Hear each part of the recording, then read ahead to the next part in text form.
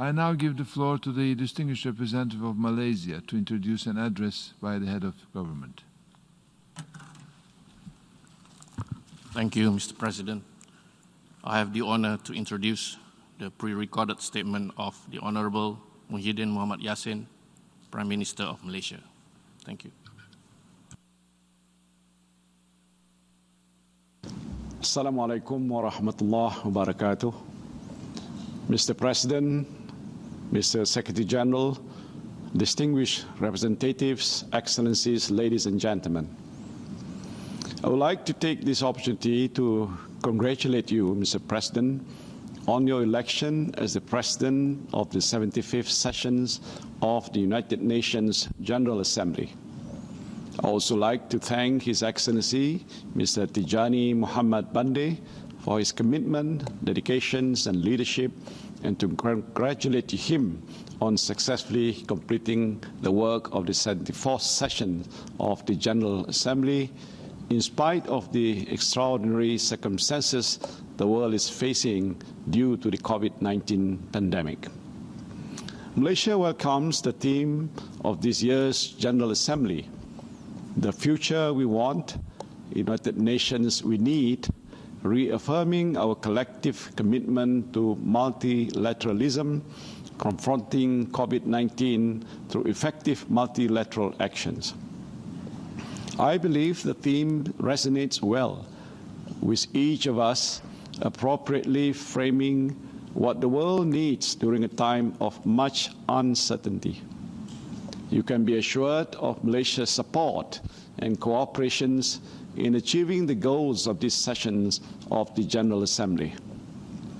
Before the onset of the man's newest lethal enemy in the form of the novel coronavirus, the world had already been reeling from numerous challenges. As war continued to ravage many parts of the world, the global economic ecosystem faced unsustainable pressure as the result of trade wars and populist political posturing. Amidst all this, the state of the planet continued to suffer neglect, while nations continue to bicker over who should take more responsibility to reverse the effects of climate change. All this took place against the backdrop of impoverished immigrants fleeing their homes, risking their lives by taking an arduous journey to a distant land in pursuit of a better life. Little did we know then that the COVID-19 pandemic has caused great disruption for the world. Worse still, this pandemic has affected the most vulnerable populations, women and children, people with disabilities, as well as the marginalized and the displaced. We must remember that COVID-19 does not discriminate, and because of that, our response should not too. No country has been spared. The pandemic has leveled the playing field for all nations, and the race is on to obtain a vaccine. Until or unless we obtain the antiviral medication required to treat and a vaccine to prevent this novel coronavirus, we can never fully declare victory against it. This is why the manufacturing of a vaccine must promote international collaboration rather than nationalistic competition. Saving lives should be our priority. On top of the socioeconomic impact COVID-19 has had on all of us, we need to also be mindful of the possibility of terrorism rearing its ugly head in this time of uncertainty. We must never discount the fact that terrorist groups could be ramping up their efforts to take advantage of the present uncertain times to further enhance their agenda. Transparent communication, good networking, and greater intelligence cooperation at the national and international levels are imperative to counter terrorism and radicalization during this pandemic. This is a psychological war waged on the vulnerable, and we must win over hearts and minds to succeed. Effective communication strategies at all available channels must be prioritized to ensure that misinformation and disinformation is countered without infringing respective domestic laws. Excellencies, ladies and gentlemen, as a measure to contain the COVID-19 pandemic, governments are implementing lockdowns and rolling out initiatives to ensure that people do not lose their jobs and businesses do not shut down. The economic and financial impact of the pandemic has brought big and small corporations to their knees. We have witnessed how decades of hard work and dedication have been reduced to bankruptcy, or even the downsizing of companies on unimaginable scale. And this has resulted in thousands of jobs lost. And this is precisely the reason why the economic devastation of this magnitude needs the collective actions of the international community. There is a need to soften the impact to the livelihoods of all those affected. For Malaysia, the government has put in place mitigating strategies to address the socio-economic impacts that COVID-19 has had on our country. We hope Malaysia not only recovers, but emerges stronger from the pandemic. The balancing act that Malaysia strives to achieve between kick-starting our economy and implementing standard operating procedures, the SOPs, to prevent further waves of infection has been nothing short of challenging. Malaysia has put in place structural economic reforms in facing the new global landscape post-COVID-19. We have begun the implementations of economic recovery strategies, followed by an all-inclusive economic revitalization program. Even though it will take some time before we see the results, we will continue to try our level best to return to some semblance of normalcy. And we know we can only do better with the help of the international community. Excellencies, ladies and gentlemen, unfortunately, the United Nations has been rather slow in aiding the response of member states to COVID-19. For instance, in the first few months of the pandemic, the United Nations Security Council, UNSC, failed to discuss the issue, even though the pandemic clearly poses a grave threat to the security of the world.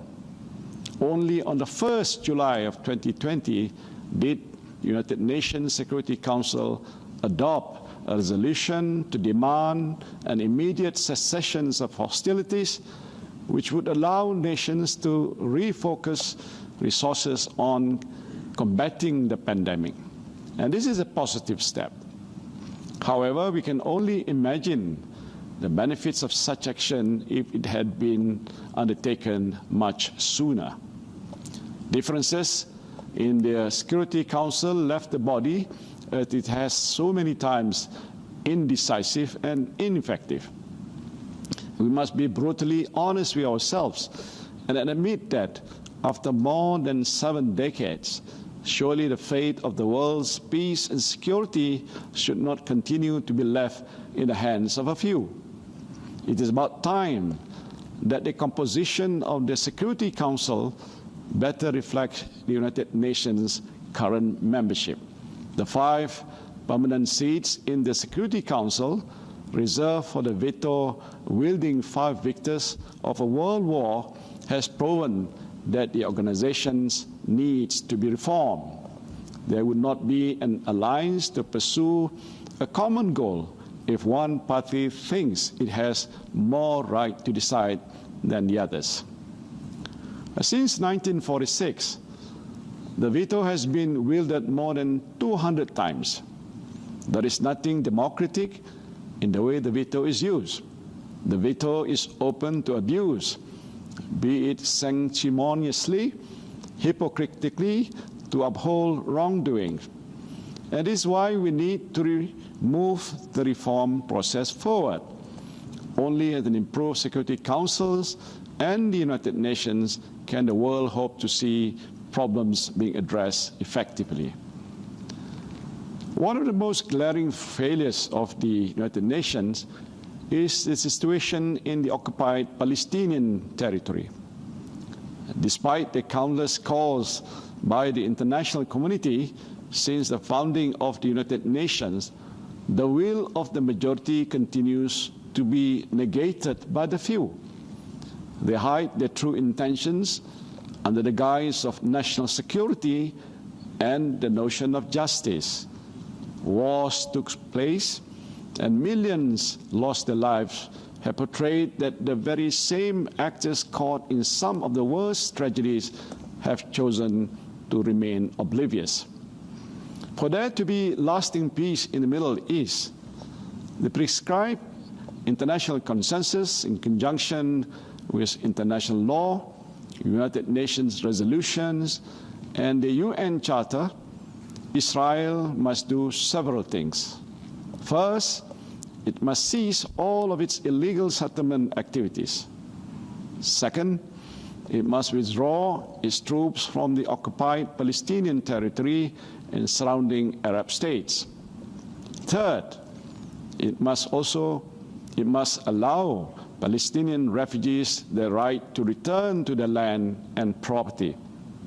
Fourth, it must restore the original status of Jerusalem.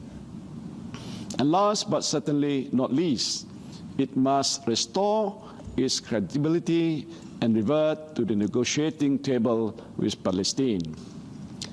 These are not new preconditions. These are merely a reflection of years of diplomatic work and the consensus reached over decades of negotiations. Israel can no longer be in denial. Israel continues to threaten Palestinian statehood with further annexation of Palestinian land, further denying Palestine any semblance of human security or peace. Malaysia's position on this matter remains clear and consistent. Annexation is unlawful. It violates the Charter of the United Nations, the Geneva Conventions, and relevant resolutions of the General Assembly and the Security Council. The acquisition of any territory by war or force is inadmissible and illegal. As such, there will never be, nor can there ever be, any legitimacy in Israel's actions against Palestine. Now, together with the rest of the international community, Malaysia will continue to reaffirm its support to the realization of the State of Palestine based on the pre-1967 borders with East Jerusalem at its capital. The only viable way forward is a negotiated two-state solution. In this context, Malaysia supports the call of the international community, including by UN Secretary General, for the Middle East Quartet to find a mutually agreeable path for the parties to re-engage towards a negotiated, peaceful settlement.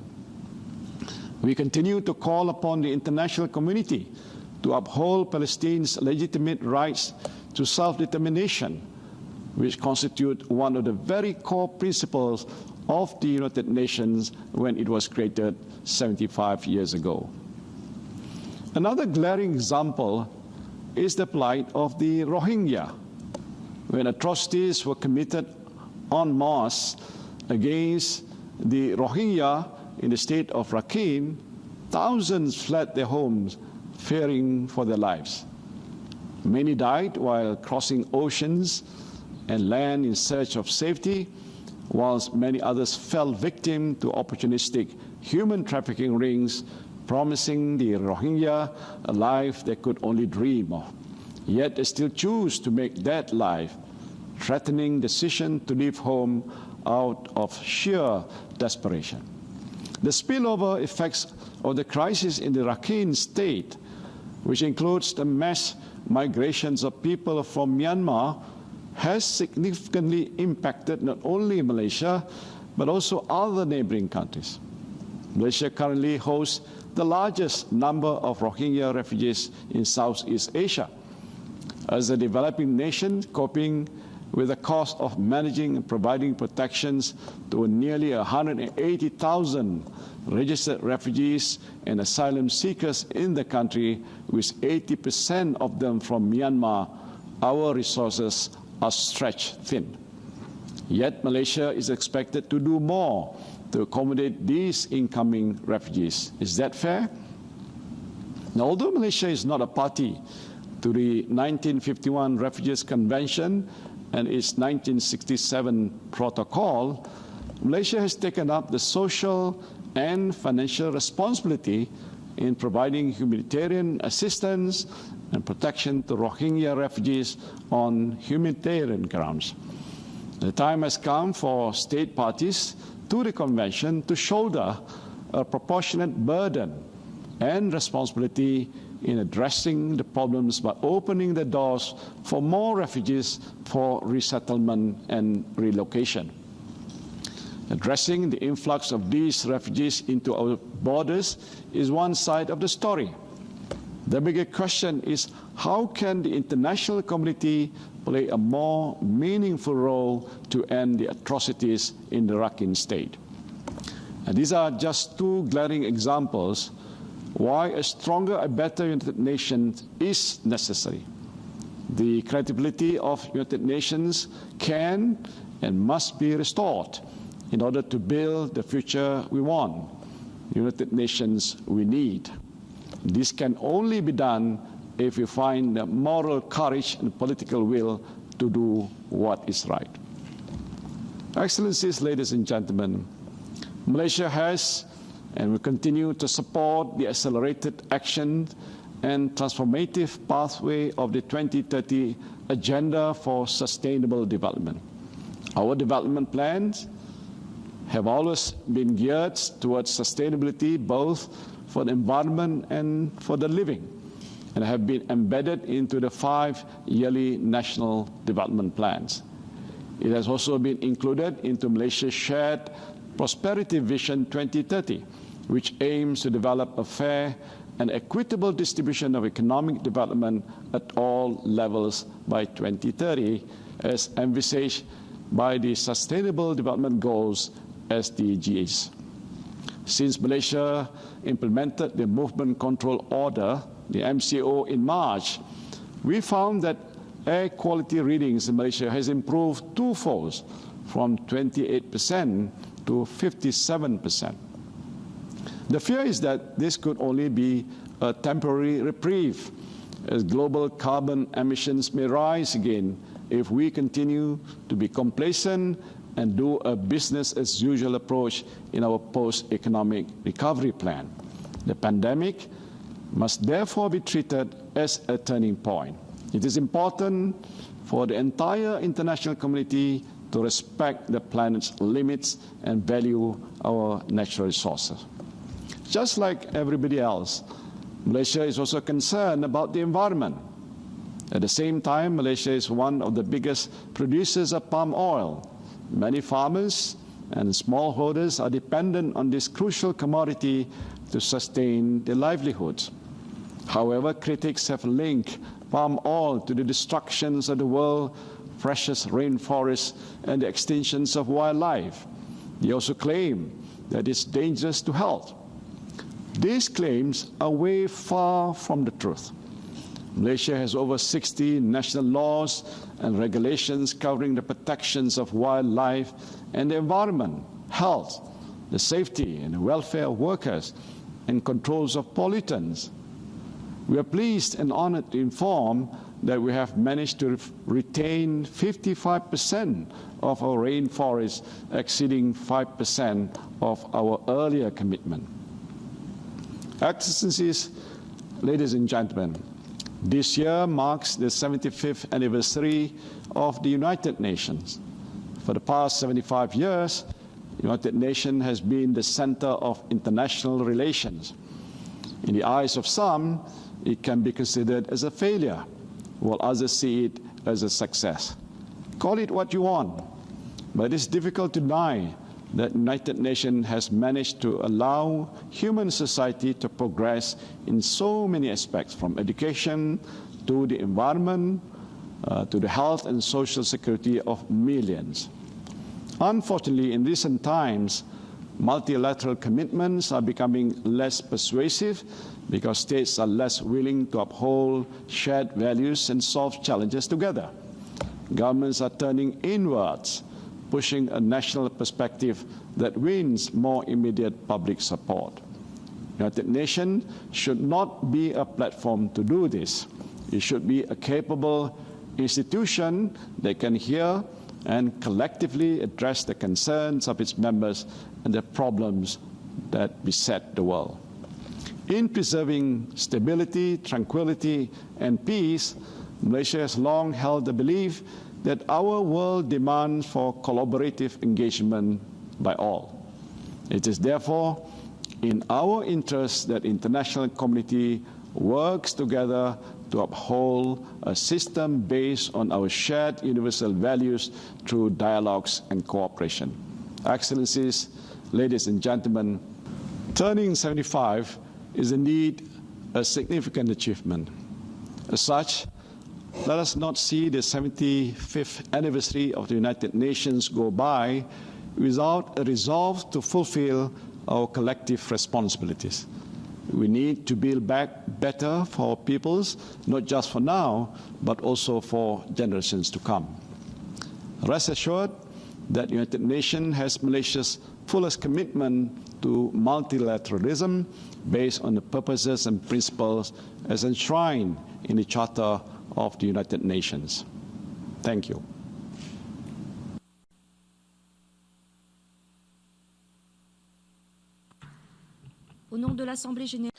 On behalf of the General Assembly, I wish to thank the Prime Minister of Malaysia for the statement just made.